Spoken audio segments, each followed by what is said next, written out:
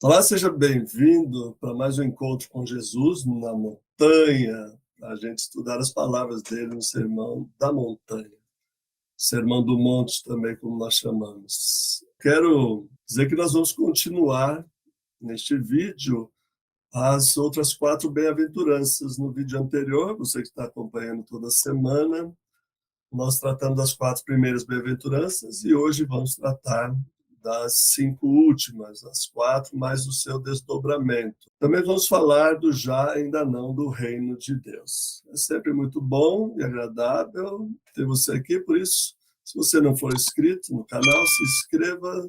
Se você não deixou o seu like ainda, deixe o like e compartilhe. Isso é bem importante para esse ministério da palavra. Vamos em frente, então. O Evangelho de Mateus, que estamos estudando, na sua introdução, tem as bem-aventuranças como o primeiro bloco de textos ditos de Jesus que estão na abertura de uma palavra que vai se estender até o capítulo 7, até o final do capítulo 7, conhecido, como você sabe, como o Sermão do Monte. Essas bem-aventuranças têm características bem específicas e são, de certa forma, distintas daquelas bem-aventuranças de Lucas. Lá nós temos 4 bem-aventuranças e aqui nós temos 9. Esse elemento das 4 primeiras bem-aventuranças, que eu falei no vídeo anterior, que ocupam o verso 3 ao verso 6. Agora nós vamos falar do verso 7 ao verso 12, especialmente as 4 bem-aventuranças até o verso 10. Se iniciarmos pelo verso 7, vamos ler na sequência o segundo bloco de bem-aventurança. Bem-aventurados misericordiosos, porque alcançarão misericórdia. Verso 8. Bem-aventurados limpos de coração, porque verão a Deus. Verso 9. Bem-aventurados pacificadores, serão chamados filhos de Deus. E verso 10. Bem-aventurados perseguidos por causa da justiça, porque deles é o reino dos céus. Eu já fiz aquela observação que esse bloco é dividido pela palavra justiça e pela palavra reino de Deus, que fecha a 8ª bem-aventurança. A diferença entre essas bem-aventuranças é que o primeiro bloco indica maciçamente um comportamento do homem, né? A essência do ser da pessoa em relação a Deus, ao seu reino, ao reino dos céus. Esse segundo bloco tem uma característica um pouco diferente. Aqui nós estamos tratando de ações, de comportamento da pessoa dentro do reino de Deus. Então, vamos rapidamente falar sobre os misericordiosos. Essas atitudes no Evangelho de Mateus e por todo o Evangelho de Jesus, o Messias, ou Cristo, como alguns preferem chamar, é decisiva essa ideia de ter misericórdia, especialmente quando Jesus está em suas discussões, controvérsias com os fariseus e os escribas, que são foco bastante relevante aqui no Sermão da Montanha.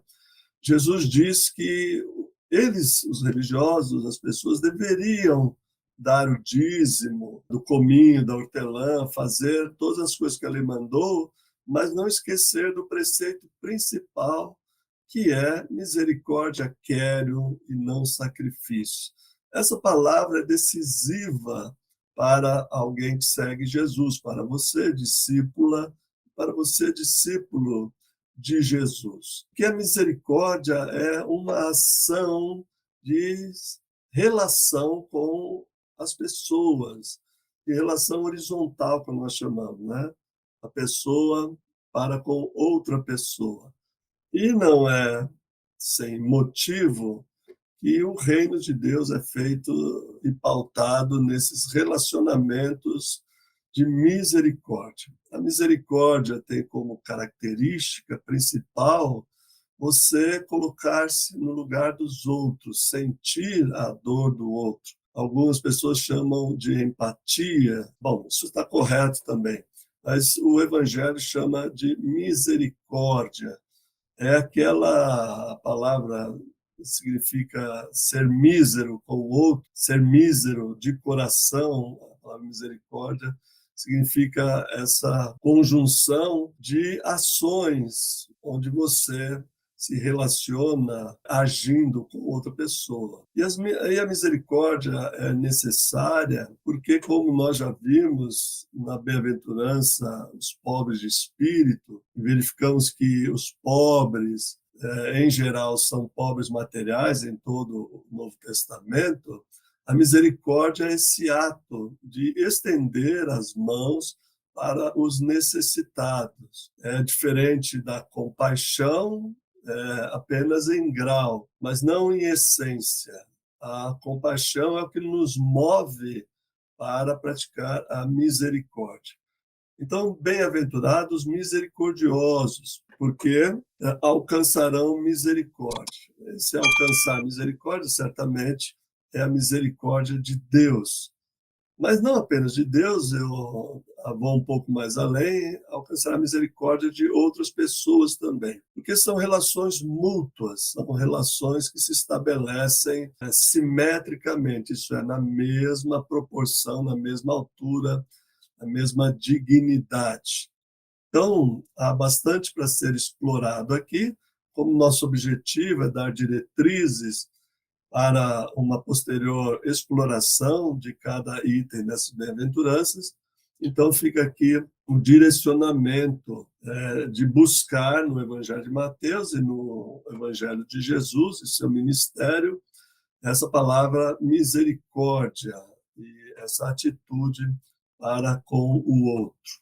A segunda bem-aventurança desse bloco, bem-aventurados limpos de coração, porque verão a Deus, é alguma coisa assim muito contundente. Nós não temos a ideia de quanto essa palavra causava uma explosão no meio que ela foi dita.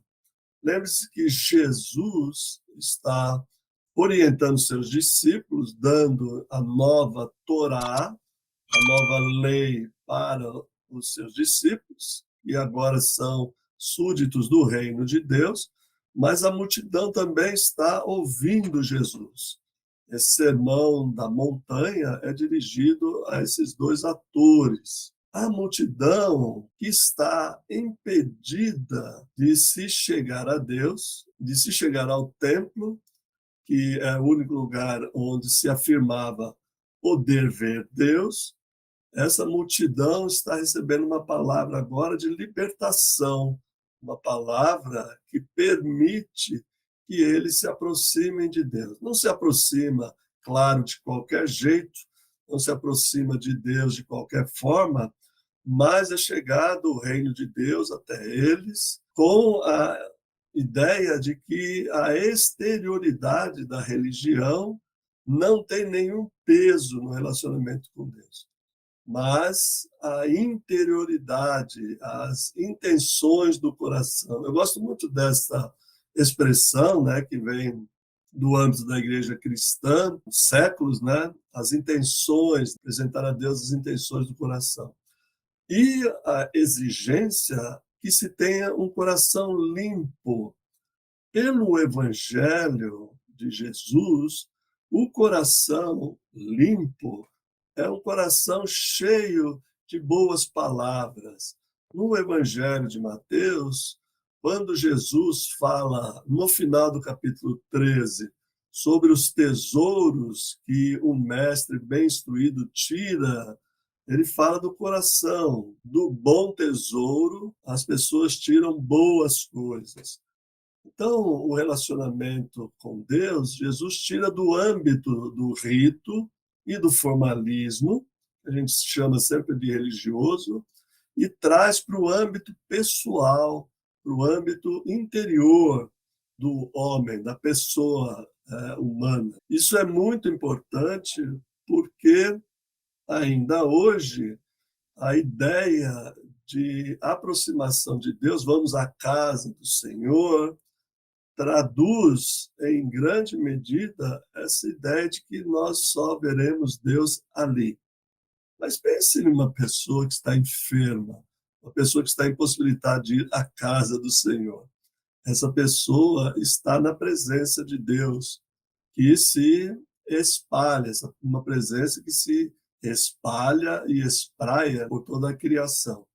Então, essa transformação, né, de trazer do âmbito exterior para o âmbito interior é uma bomba que cai assim para estilhaçar os conceitos e preconceitos dos religiosos, a quem Jesus vai se referir nesse sermão com muita ênfase, e de resto em todo o seu evangelho, em toda a sua pregação e sua ação, que não pode ser dissociada de forma nenhuma da sua pregação, vai estilhaçar os conceitos que impedem que as pessoas se aproximam de Deus.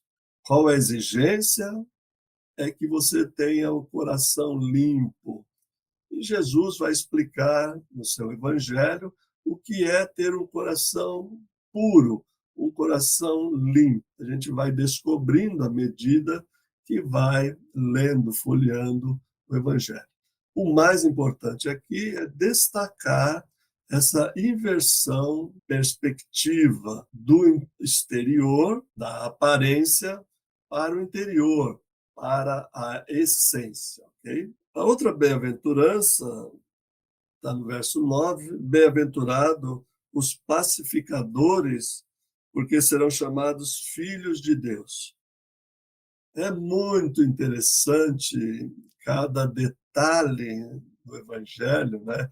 Eu fico sempre muito apaixonado, muito empolgado com o Evangelho de Jesus, e de resto com toda a Bíblia, porque cada palavra soa assim como uma novidade, como uma revelação poderosa e transformadora. Nós estamos diante de uma proposta daqueles que estão entrando no reino de Deus, entrando na linguagem de Mateus, no reino dos céus. E aqui nesta bem-aventurança se fala que os pacificadores serão chamados filhos de Deus. Interessante, porque a gente espera que um reino tenha súditos, mas o reino de Deus tem filhos e filhas que são amados e queridos pelo Deus desse reino. Eu sei que não é um bom exercício ficar citando outros evangelhos, especialmente o de João, mas Jesus diz para os seus discípulos, e nós não podemos ocultar isso e nem diminuir essa importância, ele diz: vós já não sois meus servos, mas agora eu vos chamo de amigos, inclusivamente como amigas também. Então, o reino de Deus se caracteriza por essa filiação, por Deus tratar os seus súditos no seu reinado, no seu governo, como filhos e filhas amados. Ele tem em mais alta consideração e que ele vem de encontro, vem em busca, vem recuperar o que é seu, né, por direito, seja por direito de criação, seja por direito de filiação. Essas palavras são extremamente importantes. Você deve destacar sempre essa bem-aventurança, que muita ênfase se dá aos pacificadores, e de fato eu já vou comentar isso, mas antes de serem pacificadores, eles serão chamados de filhos e filhas de Deus. Por que pacificadores? Promotores da paz. O Evangelho de Jesus vem numa proposta inovadora em relação a todo os movimentos da época de Jesus, todo o jargão religioso, todas as práticas de piedade da religião a que Jesus pertencia. Ele vem inovar e mostrar que dentro de uma sociedade altamente conflituosa, que vive sob a Pax Romana é um elemento cultural, ideológico, dos dominadores romanos sobre as populações, sobre os países, vilas, etc., sobre os outros povos. E a ideologia da Pax Romana é dominar através da violência, da intimidação. Lembre-se que Jesus foi crucificado por essa Pax Romana. Pax é o termo latino para paz. É uma paz imposta por força das armas. Deixa eu lembrar outra palavra aqui, de Jesus, quando ele diz: eu dou a paz, deixo a minha paz, não como o mundo a dá. É uma referência clara, né? Costumo chamar um chute na canela aí do Império Romano, quando ele diz que não dá paz como o mundo dá. A palavra mundo, no Evangelho de João, significa o presente século, a presente situação. Aqui, citando Paulo, capítulo 12, quando ele diz: não vos conformeis com este mundo, a palavra conformar é esquematizo, o verbo é esquematizo, no sentido de entrar no esquema do mundo. Isso significa um desdobramento dessa palavra de Jesus. Bem-aventurados pacificadores, aqueles que não entram no esquema de violência. A gente chama, né, nessa vibe de violência, de armamento, de conflito. Nós vivemos tempos em que qualquer palavra, qualquer post na internet causa furor, causa violência e tem causado verbal e às vezes até física.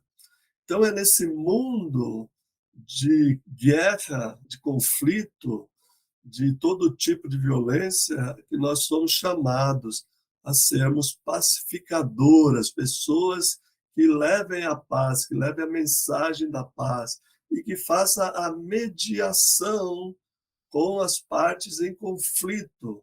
Não gere mais violência. No mesmo Sermão do Monte, Jesus vai dizer: se alguém quer levar a sua capa, dá também o seu manto. Isso é, não resista, não tente confrontar. Em linguagem de segurança, a gente diz: não reaja a um assalto, porque a pessoa pode estar armada, pode usar de uma violência ainda maior com você. E Jesus está dizendo: olha, vocês, para serem chamados filhos de Deus, devem, ou filhos de Deus também, devem ser pacificadores. Ora, isso vem de um coração limpo, né, que foi dito na bem-aventurança anterior.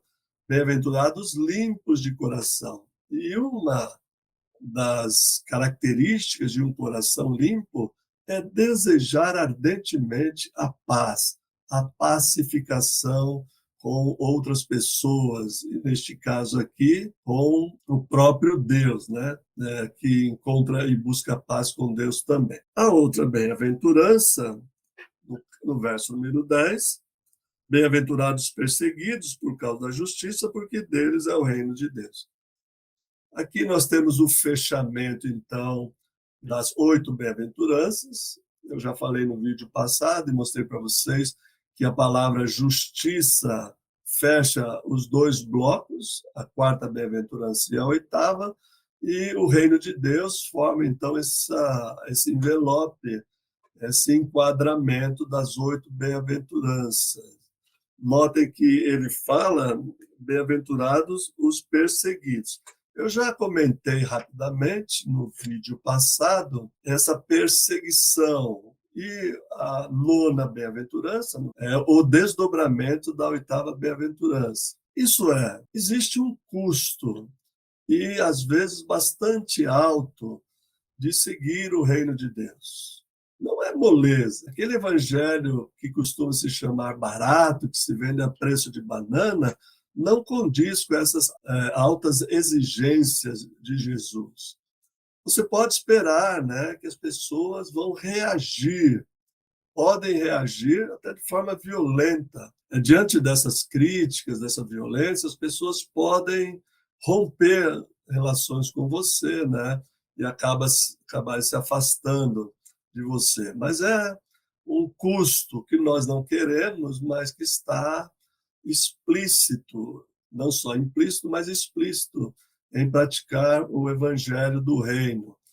Buscar a justiça nem sempre é fácil. Eu diria que nunca é fácil, né? Porque a justiça, ela exige o equilíbrio das relações humanas, o respeito mútuo, a consideração da outra pessoa como imagem de Deus.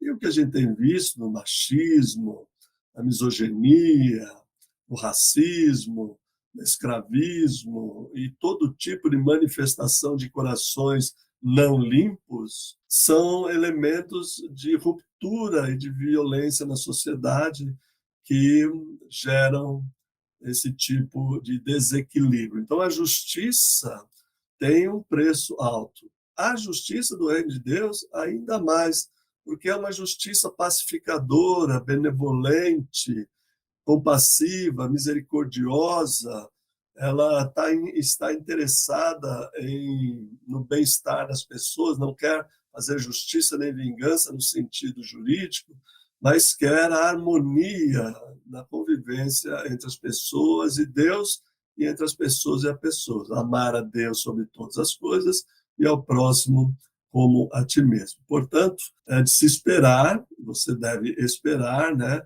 que quando você estiver empenhado com sede e fome de justiça, como diz a bem-aventurança, algum tipo de ruptura, algum tipo de perseguição, algum tipo de dissabor sempre vai rolar. Então é preciso se preparar interiormente, mentalmente, emocionalmente para esses confrontos. Eu sempre me preocupo ao falar em discipulado, falar em seguir a Jesus, desses custos, porque é muito importante a pessoa estar preparada para isso. Aquele evangelho a preço de banana, que diz que você vai ser feliz, sua vida vai tudo bem, a geração anterior dizia um mar de rosas, não condiz com essa realidade. A pessoa vai desprevenida para esses enfrentamentos, para lutar pela justiça, e se depara com uma situação, às vezes, caótica, conflitiva, bastante complicada, e ela não está emocionalmente, espiritualmente, mentalmente preparada para enfrentar. E, às vezes, acontece o que no capítulo 13, na parábola do semeador, Jesus explica, né? É aquela semente que cai na beira do caminho, que as aves levam, aquela que cai entre as pedras e são sufocadas, aquela que o inimigo, né, tira do coração da pessoa, porque não foram devidamente alertados para esse tipo de enfrentamento. E eu gosto de Jesus por causa da sua autenticidade. Eu amo Jesus por causa da qualidade da sua verdade, seu compromisso com a verdade. Ele diz: olha, aqui eu não estou para brincadeira, não vim aqui, como disse uma entre nós aqui, né? Não vim para brincar de casinha, não estou aqui para brincadeiras, né? Estou aqui para dizer a realidade, aquilo que de fato vocês vão enfrentar. E esses enfrentamentos fazem parte da busca do reino de Deus, porque nem todos temos o coração limpo, a disposição de buscar a justiça, nem todos somos pacificadores, nem todos pertencemos, por enquanto, ao reino de Deus. A esperança é que venhamos a pertencer a esse reino. E é para isso que nós lemos e proclamamos o Evangelho, para trazer outras pessoas, né, para que as pessoas descubram que o reino de Deus está aí. E neste ponto, eu queria aqui colocar uma última questão para este encontro, que é a realidade do reino de Deus que está posta diante de nós e os verbos no futuro, nas bem-aventuranças. Sereis fartos, alcançarão misericórdia, serão chamados filhos de Deus. Aqui há um entendimento da pesquisa bíblica e das pessoas que leem que esse reino ainda não se concretizou, que esse reino é para o futuro, o que as pessoas chamam do ainda não do reino. Ainda não se concretizou, ainda não se manifestou. É um reino futuro. Por outro lado, todos os indicativos da presença de Jesus, a sua pregação, da sua ação, apontam para uma realidade já presente deste reino entre nós. E esta realidade presente do reino entre nós é chamado do já. O reino de Deus já está entre nós e o reino de Deus ainda não está entre nós. Parece uma contradição, mas a gente tem que acrescentar uma palavra e dizer: o reino de Deus já está entre nós, mas ainda não está plenamente entre nós. Isso significa duas coisas. Primeiro, que nós devemos atuar como se o reino já estivesse plenamente entre nós. E nós devemos atuar também como se o reino de Deus está para chegar, está à porta, está aí para recebermos eles de braços abertos. O futuro reino de Deus, milenar, como diz o Apocalipse, ou como alguns teólogos querem, isso está fora desse horizonte do entendimento da concretização final do reino de Deus. A minha questão é sempre assim: por enquanto estamos aqui, vamos viver intensamente esse reino. Vamos agir como já estivéssemos no reino de Deus. Essa é a exigência, me parece, desse discurso inicial de Jesus com as bem-aventuranças. Ok, eu encerro por aqui este vídeo, convidando você para o nosso próximo encontro, quando falaremos das duas metáforas da luz do mundo e do sal da terra, que também fazem parte dessa introdução. Eu espero você, é sempre um prazer, uma alegria. Fica na paz. Tá? E não deixe aí de se inscrever, dar o seu like, comentar, compartilhar, pois assim nós vamos avançando com a proclamação do reino de Deus. Até mais.